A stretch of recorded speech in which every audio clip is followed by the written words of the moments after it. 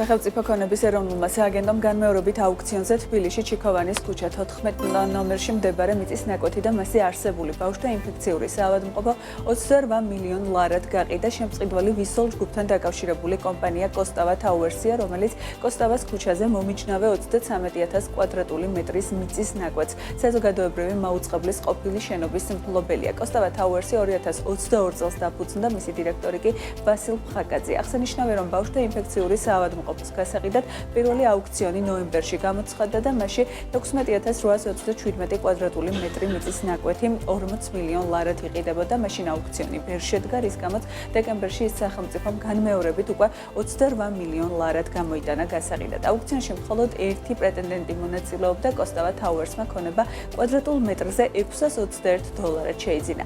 ქონება განთავსებულია გმირთა მოედნისა და საზოგადოებრივი მაუწყებლის ყოფილი შენობის მიმდებარედ კულტურული მემკვიდრეობის დაცვის ზონაში, რაც ნიშნავს, რომ მომავალ მფლობელს შესაბამისი ნორმების დაცვა მოუწევს. ცნობისთვის, მიმდინარე წლის აპრილში ჯანდაცვის სამინისტრომ ამ საავადმყოფოს რესპუბლიკური საავადმყოფოს ტერიტორიაზე გადატანის მიზნით 40 მილიონი ლარის ტენდერი გამოაცხადა, თუმცა 2025 წლის 4 ივნისს სამინისტრომ ტენდერის შეწყვეტის გადაწყვეტილება მიიღო. შესაბამისად, არსებული მდგომარეობით საავადმყოფო კვლავ არსებულ ტერიტორიაზე აგრძელებს ფუნქციონირებას.